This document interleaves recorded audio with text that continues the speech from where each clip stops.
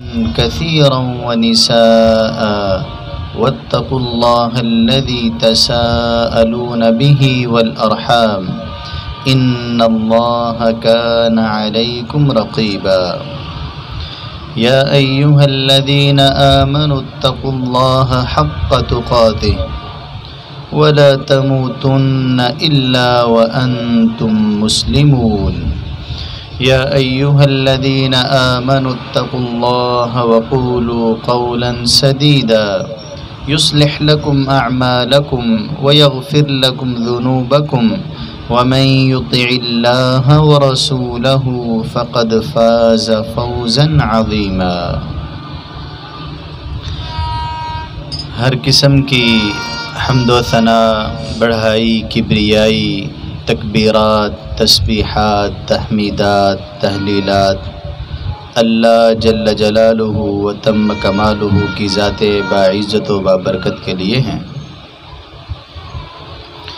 لا تعداد بے شمار اور بے حد و حساب درود و سلام ہوں امام الانبیاء سید الاولین والآخرین محبوب خدا جناب حضرت محمد الرسول اللہ صلی اللہ علیہ وعلی آلہ وصحبہ وسلم کی ذات گرامی پر کہ جن کو خالق کائنات مالک ارض و سما نے ساری کائنات کے لیے رہبر و رہنما، پیشوا و مقتدا، امام الانبیاء اور خاتم النبیین بنا کر بھیجا اور ساری کائنات کی رہنمائی کا بندوبست فرمایا۔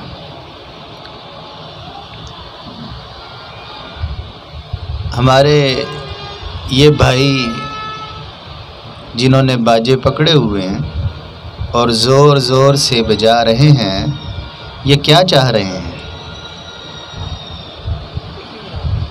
یہ خوشی منا رہے ہیں، یہ پاکستان کی آزادی کا جشن اور پاکستان کی آزادی پر جو ہے اپنے دل کو بہلا رہے ہیں۔ آج کے نوجوان کا نظریہ اور طریقہ کار یہ ہے کہ وہ اپنی بائک کا سلنسر اتارتا ہے اور پورے روڈ کے مسلمانوں کو اذیت دیتا ہے اور شور و غل پیدا کرتا ہے، اپنے چہرے کو سبز و سفید حصوں میں بانٹ دیتا ہے،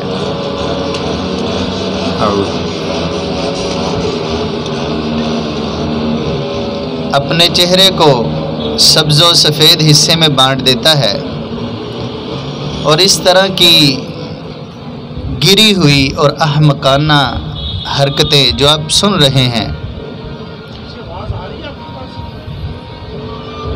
کرتا ہے۔ اگر آواز نہیں آ رہی تھوڑا آگے آ جائے۔ اور پھر تفریحی مقامات پر کھڑے ہو کر بے حیائی، فحاشی اور عریانی کے باجے بجاتا ہے اور حقیقت سے ناآشنا،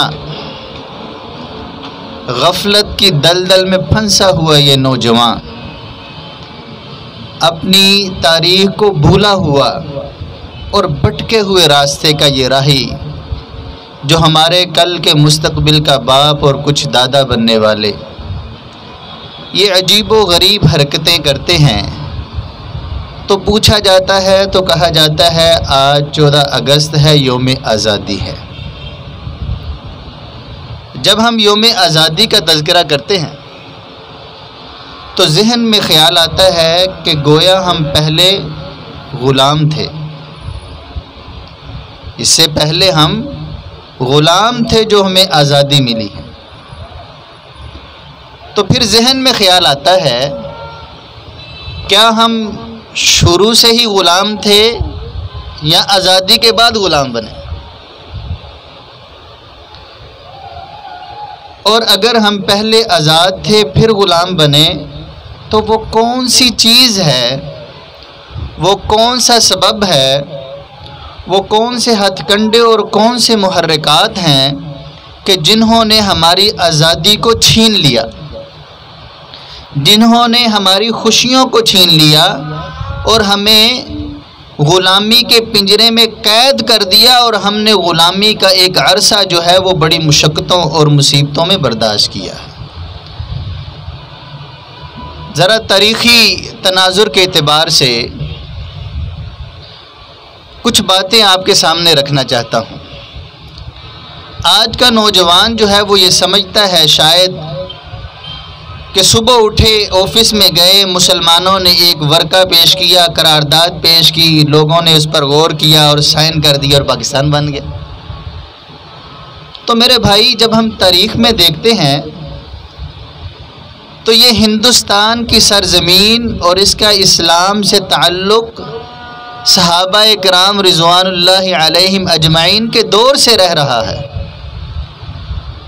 مورخین نے اس میں دو رائے بیان کی ہیں، بعض نے 17 صحابہ اور بعض نے 25 صحابہ کا تذکرہ کیا ہے کہ 25 صحابہ اس وطن، اس ہندوستان میں تجارت کے ذریعے سے، تجارت کے واسطے سے سفر کر چکے تھے۔ 25 صحابہ، اور اس وقت ہندوستان کی تلوار، ہندوستان کے لوہے کی بنی ہوئی تلوار عرب میں بڑی مقبولیت اختیار کر چکی تھی، اور اس کو السیف المہند کہا جاتا تھا، ہندوستان کی بنی ہوئی تلوار۔ اور پاکستان اور یہ بر صغیر کے اس ٹکڑے کو عربی میں ارض الہند، ہند کی سرزمین کے نام سے یاد کیا جاتا تھا۔ تو جب مسلمان صحابہ کرام تجارت کے پیش نظر اس سرزمین پر آئے، نبی صلی اللہ علیہ وسلم کی تربیت میں اخلاقیات سیکھنے والے، اپنے کردار کو سنوارنے والے، تجارتی معاملات سیکھنے والے، اپنے اخلاق، اپنے معاملات، اپنی وضاقتہ، اپنا چہرہ مہرہ، اپنی ایمانداری، اپنی وقار، اپنی دیانت، اپنی سیاست، اپنے معاملات کی تربیت انہوں نے نبی صلی اللہ علیہ وسلم سے سیکھی۔ تو جب یہ ہندوستان کے لوگوں نے مسلمان تاجروں کی ایمانداری دیکھی، دیانتداری دیکھی، اخلاقیات دیکھے، اٹھنا بیٹھنا دیکھا، پہننا اوڑھنا دیکھا، مساوات دیکھا، ایک ہی آقا، اس کے غلام ہیں اور اکٹھے بیٹھ کر کھانا کھاتے ہیں، تو وہ مسلمانوں کے اخلاق سے بہت متاثر ہوئے، کیونکہ ہندوستان میں ان کی کئی ایک ذاتیں ہیں، برہمن، کھتری، شودر۔ تو جو بڑی ذات کے لوگ ہیں ان کا نظریہ یہ تھا نچلی ذات والا آدمی آپ کے ساتھ بیٹھ کر کھانا نہیں کھا سکتا ہے، وہ آپ کی بات کے بدلے میں جواب نہیں دے سکتا ہے۔ اونچی ذات والا آدمی نچلی ذات والے آدمی کو مار دے تو ایسے ہے جیسے مکھی اور مچھر اور چھپکلی کو مارا ہے۔ تو یہ نظریات، یہ عقائد ہندوستان میں موجود تھے۔ تو جب انہوں نے نبی صلی اللہ علیہ وسلم کی تعلیمات کو دیکھا، اخلاقیات و مساوات کو دیکھا، تو ان میں کلمہ لا الہ الا اللہ کی معرفت کا شوق پیدا ہوا۔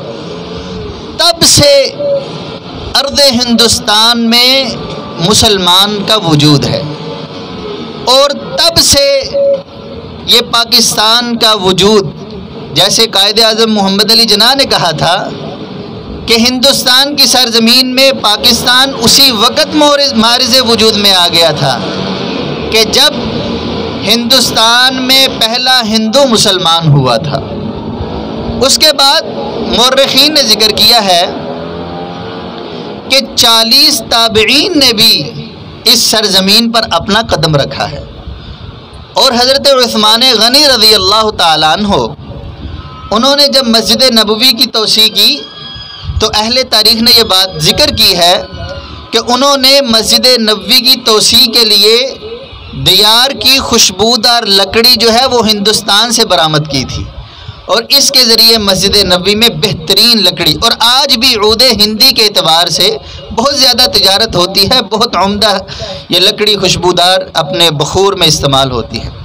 تو بہرحال یہ صحابہ کرام رضوان اللہ علیہم اجمعین اور تابعین عظام کا اس بر صغیر میں اسلام لانے میں ایک کردار ہے۔ اور میں اس بات کو ذہن میں رکھتے ہوئے آج کے ہر مسلمان سے یہ بات کرنا چاہتا ہوں کہ صحابہ کرام رضوان اللہ علیہم اجمعین تجارت کی، ان کے اخلاق، کردار، ان کے معاملات کو دیکھ کر لوگوں نے اسلام قبول کیا۔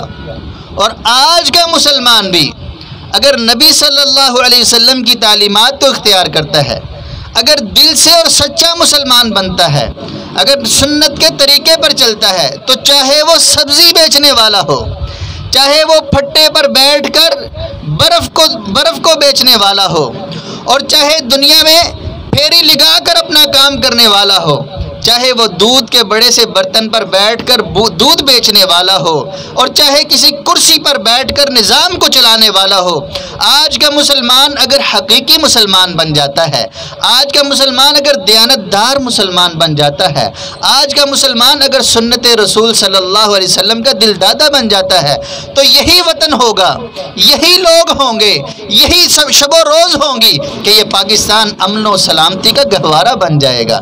لیکن آج نظام بہت مختلف ہے۔ تو اس وقت جب صحابہ کرام کا دور تھا، تابعین کا دور آیا، تو یہ بر صغیر میں جہالت کی انتہا ہو چکی تھی۔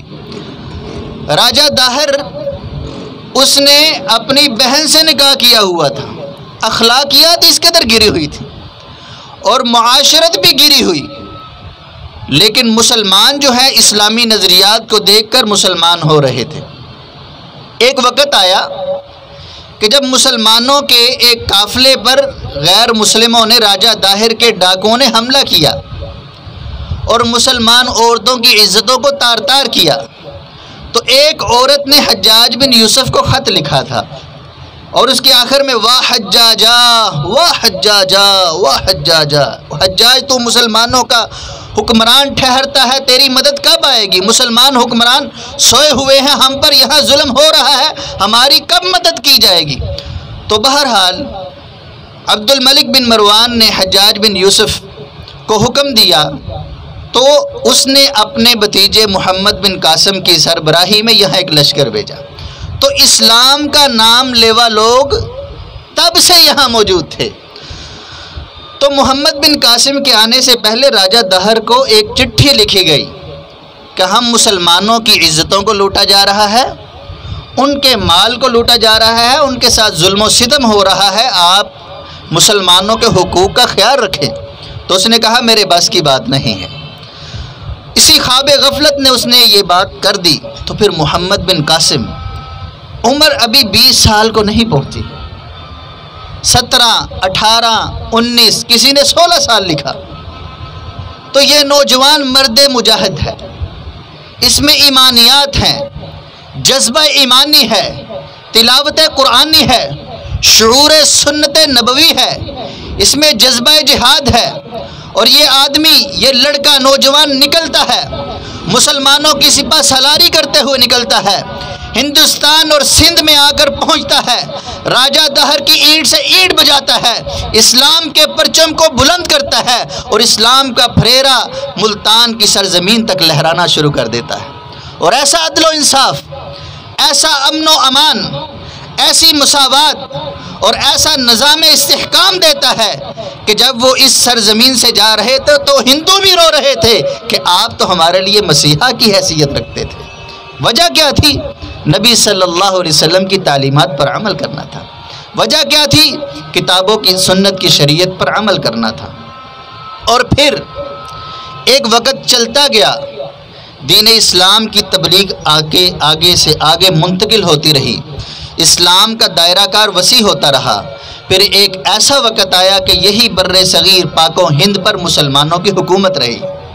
1 سال نہیں، 2 سال نہیں، 20 سال نہیں، سینکڑوں سال، تقریباً 7 صدیاں مسلمانوں کی حکومت رہی ہے۔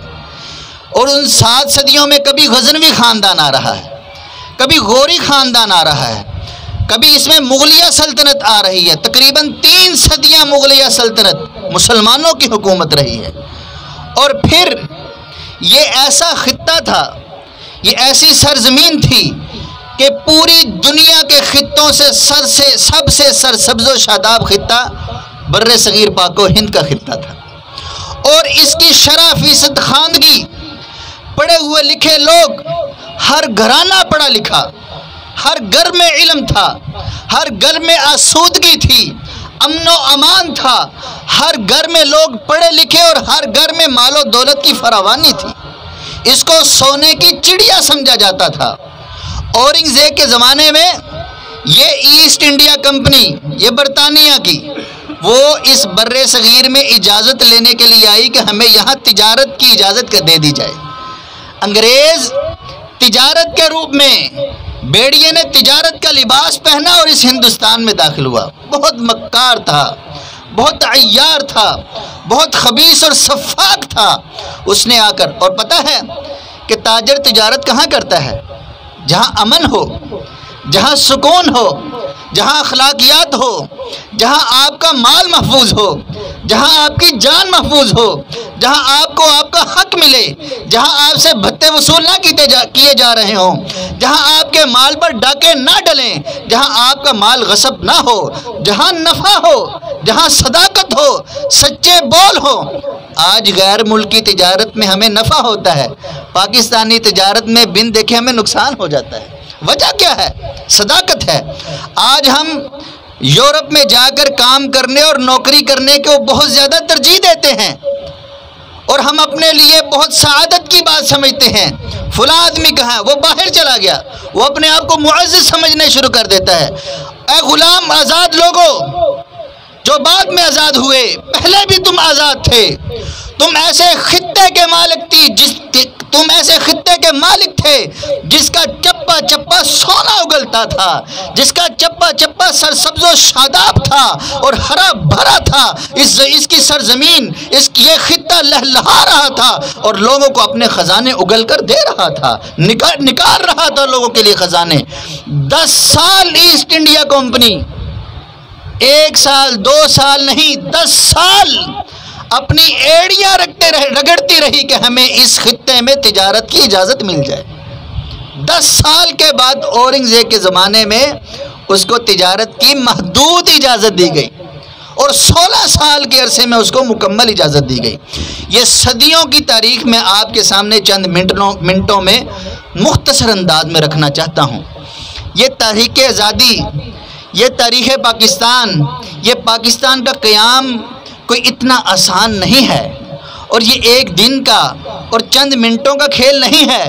اس کے پیچھے وہ نبی صلی اللہ علیہ وسلم کی دعا بھی شامل ہے کہ جب نبی صلی اللہ علیہ وسلم کو طائف میں پتھر پڑے، آپ کا جسم لہو لہان ہوا، گالیاں دی گئیں، سڑکوں میں آپ صلی اللہ علیہ وسلم کے پیچھے گماشتوں کو لگایا گیا، آپ صلی اللہ علیہ وسلم کو زخموں سے چور کیا گیا، تو نبی صلی اللہ علیہ وسلم نے پتھر کھا کر بھی ان کے لیے بد دعا نہیں کی، بلکہ یہ کہا اے اللہ میری قوم کو ہدایت دے، یہ نہیں جانتے، ہو سکتا ہے کہ ان کی نسل سے کچھ ایسے لوگ آئیں کہ جو تیرے دین کے تابع دار ہوں۔ اور اس قوم سے، طائف کے لوگوں سے، ثقیف سے محمد بن قاسم تھا۔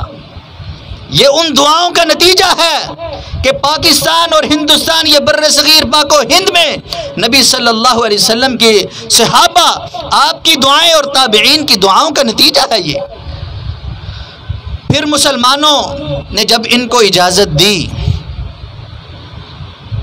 تو آہستہ آہستہ اس مکار نے تجارت کا لبادہ اوڑھا ہوا تھا، لیکن اس نے ہر بندرگاہ میں اپنی اپنی تجارت کے بار بار مختلف مقامات پر اپنی عمارتیں تعمیر کی، لوگوں کو ساتھ ملایا، ان سے ہمدردیاں کی، اور پھر آپ کو پتہ ہے راجاؤں میں آپس میں اختلاف بھی چلتا ہے۔ کچھ آدمی اس راجے کے ساتھ ہو گئے، کچھ آدمیوں نے ان راجاؤں کا ساتھ دے دیا، کچھ آدمی نے کسی مشکل وقت پر اس کی مدد کر دی، کچھ نے اس کی مدد کر دی، کبھی ان کو آپس میں لڑا دیا، کبھی ان سے اپنے فوائد کرتے کرتے اپنا انہوں نے ایک استحکام پیدا کیا، لوگوں میں مقبولیت پیدا کی۔ جیسے آج ہمارے ہیں مسلمان، ہیں ہمارے حکمران، ہیں ہمارے نظام کو چلانے والے، کلمہ لا الہ الا اللہ اور زبان انگریز کی بولتے ہیں، کلمہ لا الہ الا اللہ اور ترجمانی انگریز کی، ہندو کی، سکھ اور اسرائیل کی کرتے ہیں. کلمہ لا الہ الا اللہ اور حکمران پاکستان کے، نظام پاکستان کے چلان نکلے ہیں، مسلمانوں کے رہبر و رہنما بن رہے ہیں، لیکن زبان ان کی بول رہے ہیں. ایسے ہی آہستہ آہستہ انہوں نے ہندوستان کی معیشت پر قبضہ کر لیا. 2.5 صدیاں لگی اور پھر ایسا وقت آیا کہ ہندوستان کا سارا سونا برطانیہ منتقل ہو چکا تھا. جب ان کو معیشت میں، مسلمانوں کی معیشت پر قبضہ ہو گیا، آج بھی قبضہ ہے نا، ڈالر اوپر چلا جاتا ہے، پھر سیاسی دخل اندازی ہوتی ہے، پھر نیچے آ جاتا ہے، پھر اوپر چلا جاتا ہے، پھر سیاسی. تو یہ کیا ہے؟ یہ اس کی چال ہے. جب اس نے معیشت پر قبضہ کیا، اب یہ نعرہ تھا کہ سرزمین بادشاہ کی اور حکم سرکار کا. پیچھے سے آرڈر آتے تھے. نظام چلانے والے مسلمان، اورنگزیب عالمگیر کے زمانے میں نا ایک دفعہ انہوں نے کھٹ بٹ کی تو بھی ایمانی قوت بیدار تھی. اس نے ان کا کلچ ٹائٹ کیا تو اس نے آ کر اس کے دربار میں لیٹ کر ہاتھ جوڑ کر معافی مانگی، دوبارہ ایسی حرکت نہیں ہوگی. لیکن یہ انگریز بہت مکار ہے، بہت فراڈیا ہے. تو اس نے کرتے کرتے ان کی معیشت پر قبضہ کیا، معیشت کے بعد سیاست پر قبضہ کیا، اور پھر ایک وقت آیا کہ پورے نظام پر قبضہ کر لیا. اور یہاں تک کہ مسلمانوں پر خاص انہوں نے اپنی نگاہ رکھی، ہندوؤں کو بھی ساتھ ملا لیا کہ یہ مسلمان تو تمہارے دین کے دشمن ہیں. سکھوں کو بھی ساتھ ملا لیا.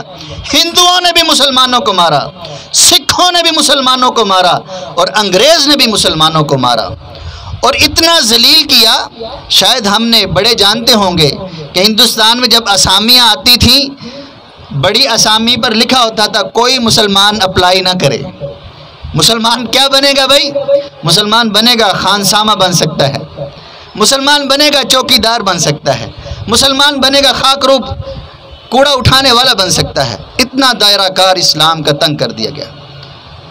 اور پھر مغلیہ سلطنت کا آخری بادشاہ بہادر شاہ ظفر، پتہ ہے جب اس نے 1885 میں جب جنگ آزادی ہوئی، شاہ عبدالعزیز شہید محدث دہلوی رحمۃ اللہ علیہ نے جب مسلمانوں کا یہ دائرہ کار دیکھا، ان کی یہ ذلت اور رسوائی دیکھی، اور اسلامی معاملات میں دخل اندازی دیکھی، اور مسلمانوں پر پابندیاں دیکھی، تو انہوں نے جہاد کا فتویٰ دیا تھا کہ اب انگریز کے خلاف جہاد فرض ہو چکا ہے. اس وقت میں یہ بہادر شاہ ظفر نے جب مسلمانوں کا ساتھ دیا تھا، تو اس کے ساتھ کیا ہوا تھا؟ اس کے اوپر مقدمات چلائے گئے. اس کو کٹہرے میں 80 سال کی عمر میں تقریباً کٹہرے میں گھنٹوں کھڑا کیا گیا، اور 4 بیٹے تھے، چاروں بیٹوں کے سر کاٹ کے اس کے سامنے تھال میں رکھ دیے گئے. یہ دیکھو، ہماری بات نہ مانو گے یہ ہوگا. ہمارے جو حکمران تھے جو ان کے سامنے ایسے کھڑے ہوتے تھے، ان کو انہوں نے سیاست کی بھیڑ نہیں چڑھایا، ان کو شہید و قتل نہیں کروایا، سب کے سامنے ہے. تو اس طرح اس کے سامنے اس کے بیٹوں کے سروں کو کاٹ کر اس کے سامنے رکھا، اور اس کو پھر ملک در بدر کر دیا، گھر سے نکال دیا، جلا وطن کر دیا.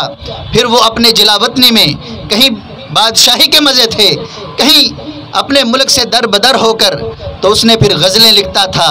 اس نے ایک غزل لکھی کہ دل نہیں لگتا میرا اجڑے دیار میں. نوجوانوں نے پڑھی ہوں گی.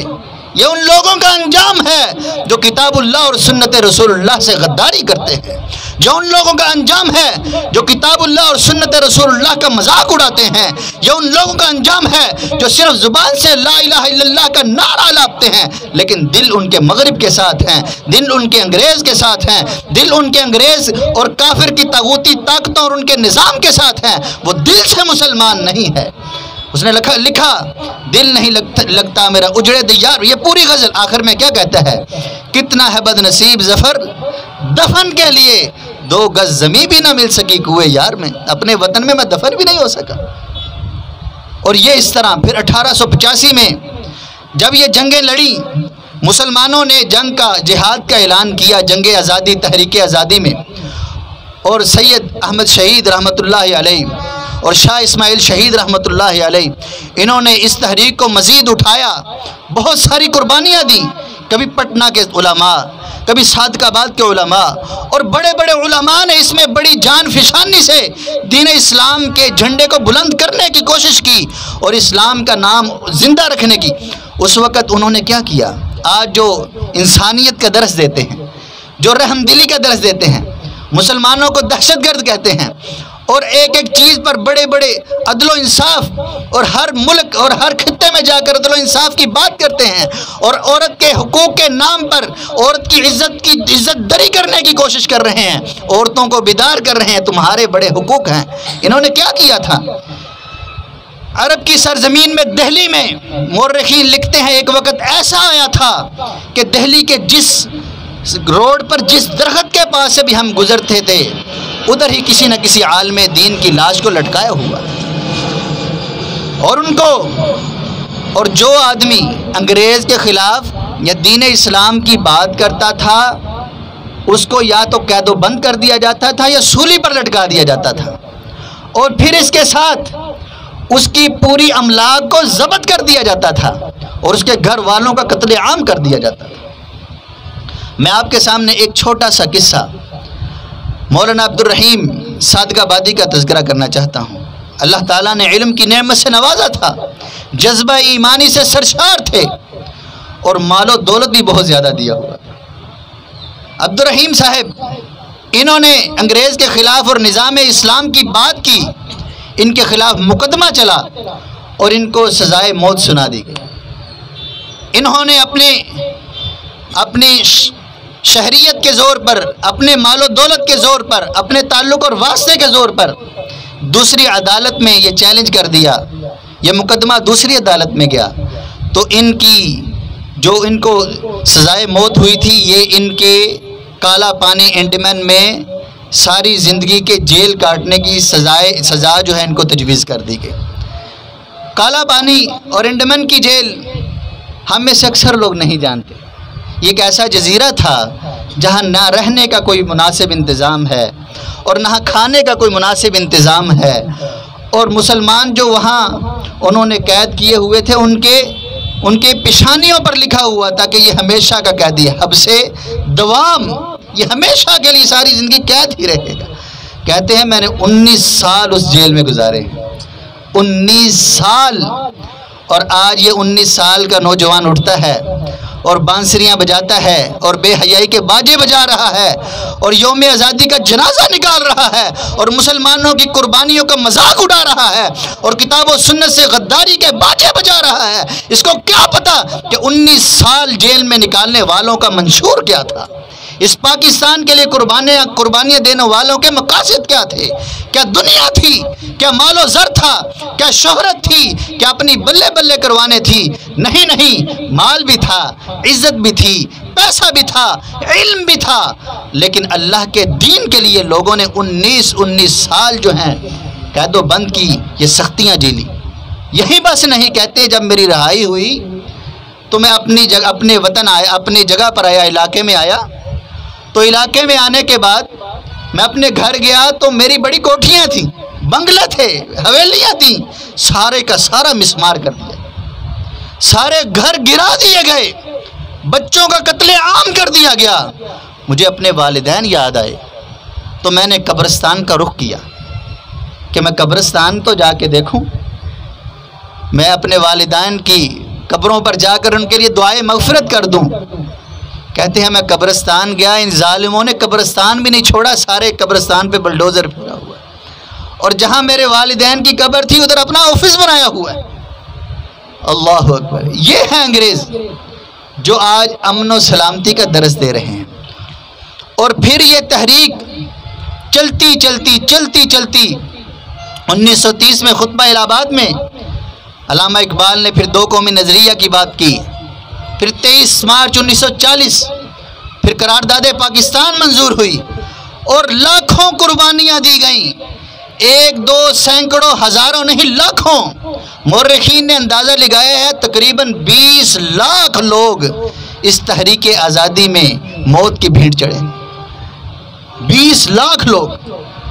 اور اگر میں آپ کے سامنے وہ نقشہ کھینچوں کہ جب یہ رب تعالیٰ کی نعمت ہمیں ملی اور ایمان کا ذوق اور شوق رکھنے والے اپنا گھر چھوڑ کر، اپنا کاروبار چھوڑ کر، اپنے بنگلے اور کوٹھیاں چھوڑ کر، خاندانوں کا ستیہ ناش کر کے خاندان اجڑ گئے، نسلیں اجڑی، فصلیں اجڑی، تجارت اجڑی، دوست چھوٹے، وطن چھوڑ دیا، ہر چیز کو قربان کیا کہ ہم ایک ایسے وطن میں جائیں گے جہاں لا الہ الا اللہ کا آوازہ بلند ہوگا، جہاں لا الہ الا اللہ کی بات ہوگی۔ اور آپ نے اپنے بڑوں سے بہت سے واقعات سنے ہوں گے، مختصر انداز میں چند واقعات آپ کے سامنے ذکر کرنا چاہتا ہوں، اور یہ اس لیے کہ آج ہمارا یہ حق بنتا ہے، ہماری یہ ذمہ داری بنتی ہے۔ یہ کون لوگ ہیں؟ ہم جیسے ہی انسانوں کے بیٹے ہیں، ہم جیسے ہی انسانوں کے بھائی ہیں۔ ان کے والدین کو چاہیے تھا کہ اپنے بیٹوں کو اکٹھا کر دے، سکول اور تعلیمی اداروں کو چاہیے تھا اپنے طالب علموں کو اکٹھا کرتے، معاشرے کے بڑے لوگوں کو چاہیے تھا کہ اپنے معاشرے کے لوگوں کو اکٹھا کرتے، اس پاکستان کی تاریخ کو دہرایا جاتا، اس کی ناموس کو ذکر کیا جاتا، اس کے مقاصد ذکر کیے جاتے، کتاب و سنت کی روشنی میں جو قربانیاں دی گئیں ان کا تذکرہ کیا جاتا، اور ان کو اس تاریخ سے آگاہ کیا جاتا جو تاریخ خون سے لکھی گئی تھی، جس میں لوگوں نے اپنی جانوں کی قربانیاں دی تھیں، جس قربانی میں بچوں کو نیزوں کی انیوں پر تڑپایا گیا تھا۔ مجھے وہ واقعہ یاد آیا۔ ایک لکھنے والا لکھتا ہے کہ جب یہ ہجرت کا اعلان ہوا، ایک بچہ، اس کا والد ہندوؤں سے لڑ رہا ہے، راستے میں وہ والد اس بچے کا زخموں کی تاب نہ لاتا ہوا زمین پر گرا، سب کی نگاہیں اس کی طرف، اس کا بچہ بھاگتا بھاگتا گیا، بابا بابا کہتا ہوا اپنے باپ کے پاس گیا۔ ہندوؤں نے اس بچے کو پکڑ لیا اور کہنے لگا، اب دیکھو ان مسلمانوں کے بیٹے کے ساتھ، بچے کے ساتھ ہم کیا سلوک کرتے ہیں۔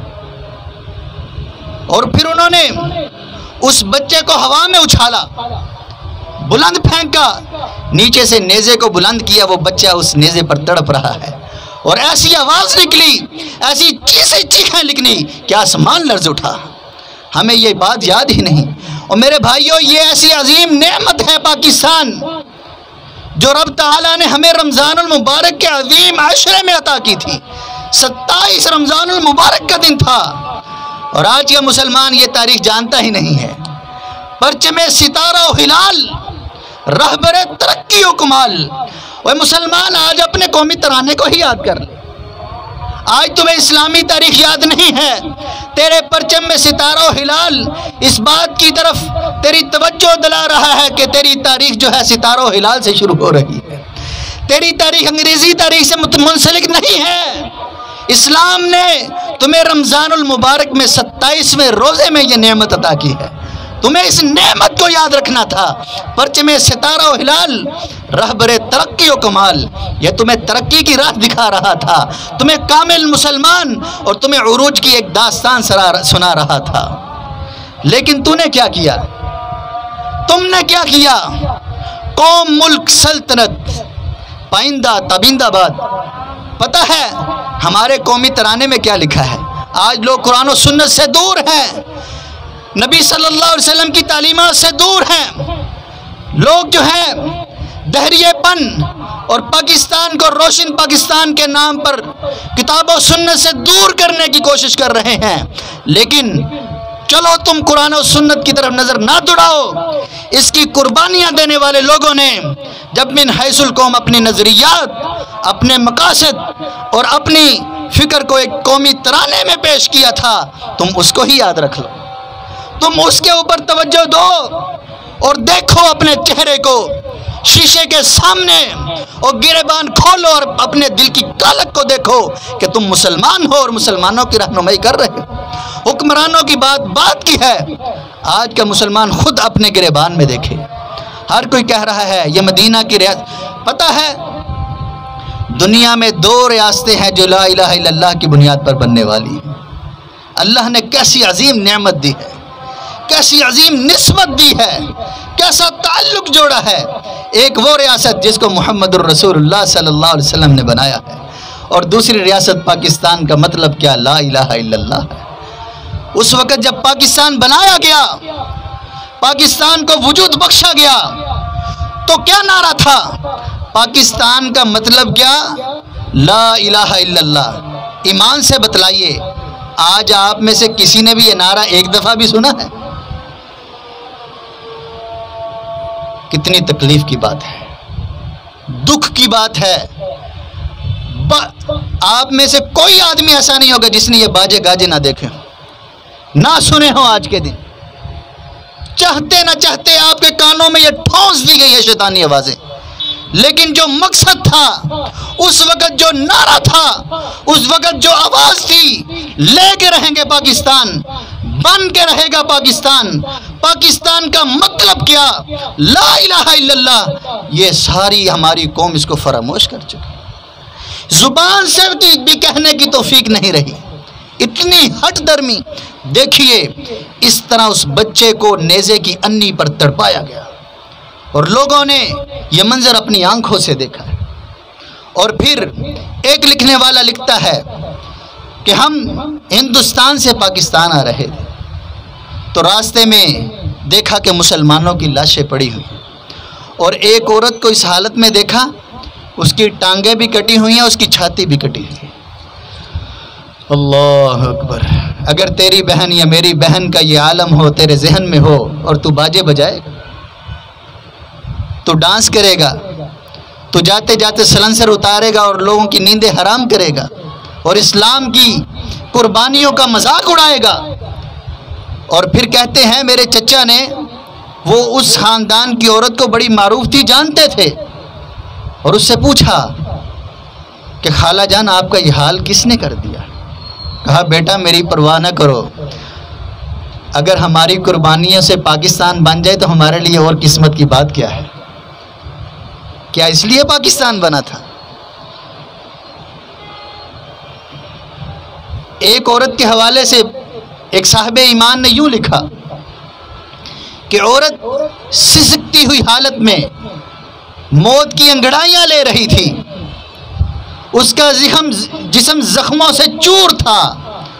اس سے پوچھا گیا، کہنے لگی میرا خاوند، میرے 7 بیٹے، میری 3 بیٹیاں، سب کو قتل کر دیا گیا تھا، اور میں فصلوں میں چھپی، مجھے بھی پکڑ لیا گیا، میں نے چھری سے 2 کو زخمی کیا، انہوں نے میرا یہ حال کر دیا ہے۔ اور کہنے لگی کہ اب میری یہ حالت ہے، میں زندہ نہیں رہوں گی، لیکن پاکستان کو جا کے میرا سلام کہہ دینا۔ ہجرت کرنے والوں میں بزرگ بھی تھے، نوجوان بھی تھے، اور بچے بھی تھے۔ ایک بزرگ کا یہ قصہ لکھتے ہوئے بتایا کہ نوجوان ہندوؤں کے ہاتھ سے نکلے، بزرگ ان کے ہاتھ آ گئے، ان کے ہاتھ میں لاٹھی تھی، بڑھاپے کا سہارا تھا جس کے ساتھ چل رہے تھے۔ نوجوانوں کو آواز دے کر کہنے لگے، اور میرے بیٹوں بات سنو، میں تو نہیں جا سکتا، چھڑی پھینکی، یہ میری چھڑی ہی پاکستان کی سرزمین میں رکھ دینا۔ لوگوں نے اس طرح پاکستان بنایا، لوگوں نے اس طرح پاکستان کی آبیاری کی ہے۔ اس میں دریا جو ہیں وہ خون سے رنگے گئے تھے، اس میں لوگوں کی عزتوں عصمتوں کا خون شامل ہے، بھائیوں کا قتل شامل ہے، بہنوں کی عزت دری شامل ہے، اس میں لوگوں کے آنسو اور خون کے تالاب اور دریا بہہ رہے تھے، اس میں لوگوں کی عصمتیں لوٹی ہیں، اس میں لوگوں کے گھرانے اور خاندان ختم ہوئے ہیں، خاندانوں کا بیڑا غرق ہو گیا ہے، کوئی پورے خاندان سے 1 بچا ہے، کوئی 10 بچے ہیں، کوئی نہیں بچا ہے۔ اور آج کا مسلمان جو ہے اس کو آگاہی ہی نہیں، اس کو پتہ ہی نہیں کہ یہ کس مقصد کے لیے وجود میں آیا تھا، یہ کس لیے قربانیاں دی گئی تھیں، یہ کس لیے یہ ولولہ اور یہ جوش تھا۔ اور قائد اعظم محمد علی جناح نے ایک خطاب میں اس بات کا تذکرہ کیا تھا کہ مجھ سے بار بار پوچھا جاتا ہے کہ پاکستان کا آئین اور دستور کیا ہوگا۔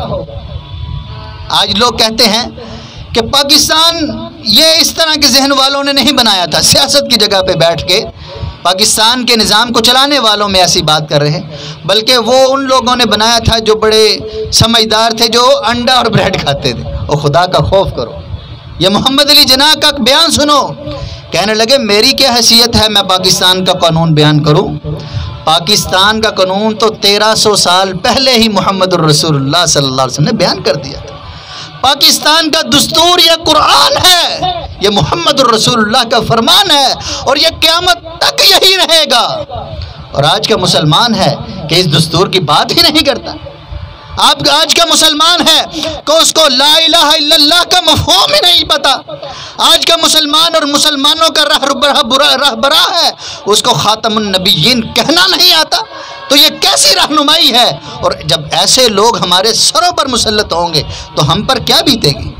ان لوگوں کو چھوڑیے، ان تک رسائی بات کی بات ہے، پہلے ہم اپنے اوپر غور کیجیے، خود کو سمجھیں، اپنے دوستوں کو ملائیں، اپنے گھر والوں کو ملائیں، اپنے جاننے والوں کو ساتھ ملائیں، اپنی ذات پر اسلام کی بات کریں، خود اسلام کی بات کریں۔ اللہ اکبر! یہ پاک سرزمین شادباد، کشور حسین شادباد، یہ پاک سرزمین ہے، یہ پاکستان ہے۔ اس میں کوئی ڈاکو نہیں ہوگا، کوئی فراڈیا نہیں ہوگا، کوئی لٹیرا نہیں ہوگا، کوئی خائن نہیں ہوگا، کوئی چور نہیں ہوگا، کوئی عصمتوں پر ڈاکہ ڈالنے والا نہیں ہوگا، ایمانداری ہوگی، امن و امان ہوگا۔ ہاں جی، اللہ اکبر! قوت و اخوت و عوام، اس کا نظام کیا ہوگا؟ اس میں قوت ہوگی اخوت کی، بھائی چارے کی، آپس میں ایک دوسرے کا دل رکھنے کی، ایک دوسرے کے جذبات کو سمجھنے کی، ایک دوسرے کو آپس میں ملانے کی۔ لیکن آج ہم کیا دیکھتے ہیں؟ یہ وہی پاکستان ہے جہاں ایمان، اتحاد، تنظیم اور یقین کا نعرہ لاپا جاتا ہے، اور ایماندار ڈھونڈنے کو نہیں ملتا۔ اتحاد کا نعرہ لگایا جاتا ہے تو اہل علم میں بھی کوئی اتحاد والا کم ہی نظر آئے گا۔ تنظیم کو دیکھ لیں تو منظم ہے ہی نہیں، گھر سے لے کر پاکستان کے سربراہوں تک منظم ہی کوئی نہیں۔ یقین کرنے کی بات ہے تو آپ کس پر یقین کریں؟ کسی پر یقین ہی نہیں۔ یہ افسوس کی بات ہے، یہ بڑے غم اور دکھ کی بات ہے کہ پاکستان، اس کی عدالتیں، ان کی عدالتوں کو دیکھ لو، لکھا ہوتا ہے کہ لوگوں کے درمیان عدل اور انصاف کے ساتھ فیصلہ کیجیے، اور یہاں جتنی بے ایمانی اور رشوت پر فیصلے ہوتے ہیں اس کا آپ اندازہ بھی نہیں کر سکتے۔ کچہری میں، یہ پاکستان ہے جس کے لیے کچہری میں لکھا جاتا ہے شرک کے بعد سب سے بڑا گناہ جھوٹی گواہی ہے، اور 200 روپے میں آپ کو قرآن سر پر رکھ کے جھوٹی گواہی دینے والا آدمی بکثرت مل جائے گا۔ اس کے تھانوں کو دیکھ لو جنہوں نے اس کے تحفظات کا خیال رکھنا تھا، لکھا ہوگا، جانتے ہیں جس نے رشوت لی اور جس نے دی دونوں جہنم کا ایندھن ہے، الراشی والمرتشی کلاہما۔ اور رشوت کے بغیر کوئی کام کر کے تو دکھاؤ۔ اس کے تعلیمی اداروں کے باہر اور اندر لکھا ہوتا ہے کہ ماں کی گود سے قبر تک علم حاصل کرو، لیکن ادارے جہالت بانٹ رہے ہیں۔ اللہ، ادارے جہالت۔ اس کے ہاسپٹلوں میں لکھا ہوتا ہے کہ جس نے ایک جان بچائی گویا اس نے پوری انسانیت کی جان بچائی، لیکن ہمارے ہاسپٹل موتیں بانٹ رہے ہیں۔ وجہ کیا ہے؟ سبب کیا ہے؟ اس کی سب سے بڑی وجہ ہم خود ہیں۔ اب ہر آدمی شہید ہونا چاہتا ہے پر جہاد نہیں کرنا چاہتا، ہر آدمی امن و سکون چاہتا ہے، اور ہر آدمی ایمانداری چاہتا ہے، ہر آدمی سلامتی چاہتا ہے، سچائی اور امن کا گہوارہ چاہتا ہے، لیکن 10 روپے کی خاطر اپنا ایمان بیچ رہا ہے۔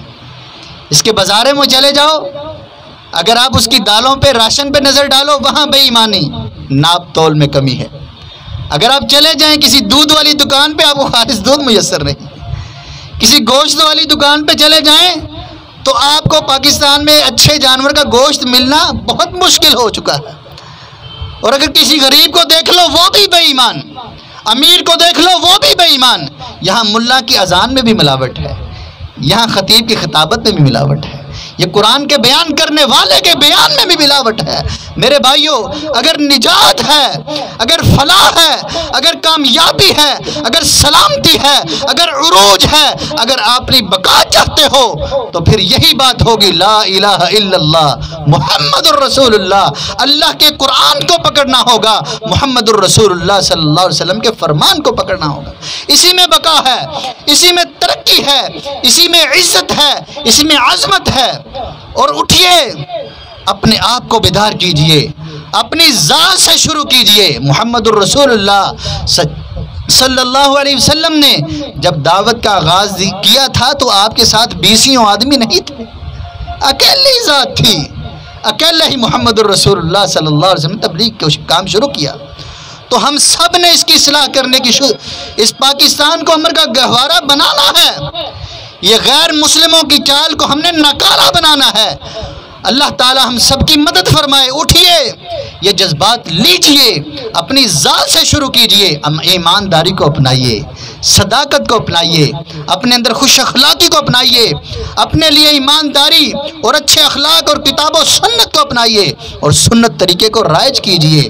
اللہ تعالیٰ نے وہ بات، چونکہ ہمارے اور مدینہ منورہ کی ریاست میں بڑی مماثلت پائی جاتی ہے، رب تعالیٰ نے نبی صلی اللہ علیہ وسلم سے ایک بات کہی قرآن مجید میں، وہ ایسے معلوم ہوتا ہے جیسے ہمارے ساتھ بات ہو رہی۔ وَاذْكُرُوا، پیغمبر صلی اللہ علیہ وسلم اپنے صحابہ سے کہیے، وَاذْكُرُوا، یاد کیجئے، اِذْ أَنْتُمْ قَلِيلٌ، جب تم تھوڑے تھے، مُسْتَضْعَفُونَ فِي الْأَرْضِ، زمین میں کمزور تھے، اور ہم بھی جب ہندوستان میں تھوڑے تھے اور اپنے آپ کو کمزور سمجھ رہے تھے، انگریز راج ہماری عزتوں کو نیلام کرنے پر تلا ہوا تھا۔ تخافون ان یتخطفکم الناس، تم ڈرتے تھے لوگ تمہیں اچک لیں گے، تمہارا نام و نشان ختم کر دیں گے، تمہاری نسلوں کو مٹا دیں گے۔ فآواکم، تو رب تعالیٰ نے تمہیں جگہ عطا کی، ہمیں بھی دی، ان کو بھی دی۔ فأیدکم بنصرہ، اور پھر رب تعالیٰ نے تمہاری مدد کی اپنی مدد کے ساتھ، تمہیں تقویت دی اپنی مدد کے ساتھ۔ نبی صلی اللہ علیہ وسلم کو تقویت ملی آپ کے صحابہ کے ذریعے، قوت ایمانی کے ذریعے۔ کیا آپ علیہ السلام کے لیے چیلنجز نہیں آئے تھے؟ کیوں نہیں آئے تھے؟ یہودیوں نے غداریاں اور منافقتیں کی، سارے کفر کے احزاب جمع ہو کر آ گئے محمد الرسول اللہ صلی اللہ علیہ وسلم کا نام و نشان مٹانے کے لیے، دین اسلام کا نام و نشان مٹانے کے لیے۔ پھر ہی غزوہ خندق ہوئی تھی، پھر ہی غزوہ احزاب ہوا تھا۔ وَأَيَّدَكُمْ بِنَصْرِهِ، اللہ نے مدد کی۔ اور یہ ملک ہے جس کا اپنا موبائل نہیں بنتا تھا، جس میں کوئی ایک گاڑی نہیں بنتی تھی۔ وَأَيَّدَكُمْ بِنَصْرِهِ، رب تعالیٰ نے تمہیں ایسی ایٹمی طاقت عطا کی کہ یورپ جس نے بڑی ترقی کی لیکن تمہارے ایٹم کا نام سن کر تھر تھر ابھی بھی کانپتا ہے۔ وَأَيَّدَكُمْ بِنَصْرِهِ، اللہ نے تمہاری مدد کی۔ انسان سوچتا ہے کیسے بن گیا؟ یہ اللہ کی مدد ہے تمہارے ساتھ۔ وَرَزَقَكُم مِّنَ الطَّيِّبَاتِ، بڑے پکیزہ رزق دیے ہیں، ہر موسم کا پھل دیا ہے، تمہاری زمین اناج اگاتی ہے، تمہارے لیے چاول بھی یہاں اگتے ہیں، تمہارے لیے ہر طرح کی گندم اور ہر طرح کا اناج اگتا ہے، پھل ہر موسم کا ہے، پانی میٹھے ہیں، موسم بڑے کمال کے ہیں۔ وَأَيَّدَكُم بِنَصْرِهِ وَرَزَقَكُم مِّنَ الطَّيِّبَاتِ لَعَلَّكُمْ تَشْكُرُونَ، اس لیے کہ تم باجے بجاؤ، اس لیے کہ تم سلنسر اتارو، اس لیے کہ تم بے ایمانی بانٹو، اس لیے کہ تم اپنے شہیدوں کے خون کا مذاق اڑاؤ، اس لیے کہ تم مسلمانوں کی شہادتوں سے غداری کرو، اس لیے کہ تم رب کی نعمت کا مذاق اڑاؤ، نانا، اس لیے لعلکم تشکرون، تاکہ تم رب کا شکر ادا کرو۔ اس کی شکر گزاری کیا ہے؟ اس کی شکر گزاری کیا ہے؟ دیکھیے، جب موسیٰ علیہ السلام کو فرعون سے نجات ملی، محمد الرسول اللہ صلی اللہ علیہ وسلم نے شکر گزاری کیسے ادا کی؟ روزہ رکھا۔ اللہ اللہ کے نبی صلی اللہ علیہ وسلم نے روزہ رکھا، اور آج کا مسلمان باجے بجا رہا ہے، آج کا مسلمان بے غیرتی پھیلا رہا ہے، پتہ ہی نہیں، کسی نے آگاہ ہی نہیں کیا، والدین نے بتایا ہی نہیں۔ یہ والدین کی بڑی ہٹ درمی ہے، یہ والدین کی بڑی غیر ذمہ دارانہ معاملات ہیں۔ اس میں چاہیے یہ تھا کہ والدین اپنے بچوں کو اکٹھا کرتے، بڑے لوگ جو ہیں اپنی اولادوں کو اکٹھا کرتے اور ان کی تربیت کرتے، اور ان کو ان کی تاریخ سمجھاتے کہ بیٹا یہ پاکستان مذاق سے نہیں بنا ہے، بیٹا یہ پاکستان ایک صرف خواب اور صبح پورا ہوا ایسے نہیں بنا ہے، اس میں بڑی قربانیاں ہیں، یہ اللہ کی دی ہوئی امانت ہے، یہ اللہ کا دیا ہوا ہمیں تحفہ ہے، یہ وطن عزیز پاکستان، اس کی تاریخ خون سے بھری پڑی ہے، اس کو ہم نے پاکستان کو دنیا کے نمبر 1 پر لانا ہے۔ ایمانداری ہے، اس میں ایمانداری ہو، صداقت و امانت ہو، کسی کا خیال ہو، اخلاقیات ہوں، معاملات درست ہوں، کتاب اللہ اور سنت رسول اللہ پر چلا جائے۔ تو لعلکم تشکرون، یہ ساری چیزیں اس لیے دی ہیں تاکہ تم رب تعالیٰ کا شکریہ ادا کرو۔ تو اللہ کا شکریہ ادا کیسے ہوگا؟ ایسے اللہ کا شکریہ ادا کیسے ہوگا کہ عورتیں جو ہیں وہ سبز اور سفید لباس پہن کر تاریخی مقامات کی زینت بنے اور بے حیائی بکھیریں؟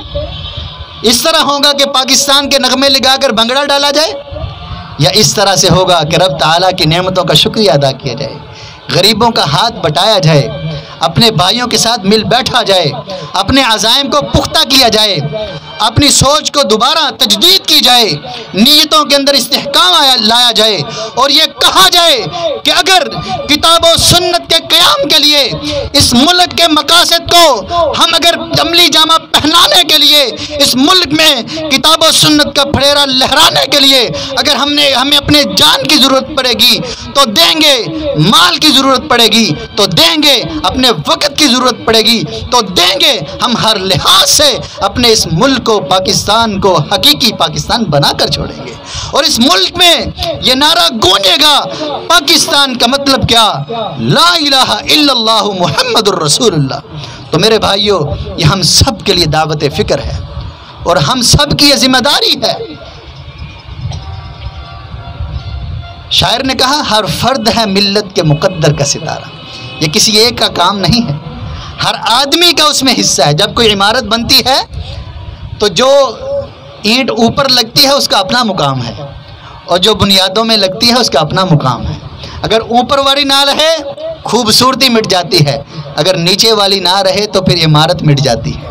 تو اس لیے میرے بھائیوں، یہ اساسی عمارت اور ہم میں سے ہر فرد اس ملت کے مقدر کا ستارہ ہے، اور ہم نے اس کے مقدر کو سنوارنا ہے، کوشش کرنی ہے، خود بھی، اپنے بیٹوں کو بھی، اپنے دوستوں کو بھی اور اپنے بھائیوں کو بھی اس کی تبلیغ کرنی ہے، اور یہ لوگوں کو، بھائیوں کو بتلانا ہے، اس سے آگاہ کرنا ہے۔ اللہ تعالیٰ میرا اور آپ کا حامی و ناصر ہو، مجھے اور آپ کو اس ملک کی، اس نعمت کی قدر کرنے کی توفیق عطا فرمائے۔ اللہ تعالیٰ قرآن مجید میں نا 1-2 منٹ، یہ تو میں نے ایک آیت آپ کے سامنے رکھی نا، تو ایک جگہ پر نا اللہ تعالیٰ نے عمومی تذکرہ کیا۔ یہ میں آپ کو جو کہہ رہا ہوں نا، بھائیوں کو بتائیں، خود کہیں، دوستوں کو بتائیں، یہ میری بات نہیں، یہ اللہ تعالیٰ کا پیغام ہے، یہ اللہ تعالیٰ کا فرمان ہے، یہ قرآن مجید ہے۔ اللہ نے اپنے محبوب بندوں کا تذکرہ کرتے ہوئے فرمایا الذین ان مکناہم فی الارض، وہ لوگ جو ہمارے پسندیدہ ہیں، اگر ہم ان کو زمین میں جگہ دے دیں، ان کو پاکستان کا خطہ دے دیں، اقاموا الصلاۃ، تو وہ کیا کرتے ہیں؟ بے نماز نہیں ٹھہرتے، وہ رب کے سامنے سجدہ ریزی کرتے ہیں۔ وآتوا الزکاۃ، غریبوں کا بھی خیال رکھتے ہیں، زکوٰۃ دیتے ہیں، اپنے مال میں حق سمجھتے ہیں، بانٹتے ہیں، غریبوں، بیواؤں، یتیموں، مسکینوں اور بے آسرا لوگوں میں خرچ کرتے ہیں۔ اور دوسری بات وَأَمَرُوا بِالْمَعْرُوفِ وَنَهَوْا عَنِ الْمُنْكَرِ، اور ان کا یہ کام ہے، ان کا یہ وتیرہ ہے، ان کے دل میں یہ شعلے ہیں کہ وہ لوگوں کو نیکی کا کام بتلاتے ہیں۔ میرے بھائی، یہ وطن اس لیے بنا تھا، میرے بھائی، یہ خطہ اس لیے بنایا گیا تھا، وَنَهَوْا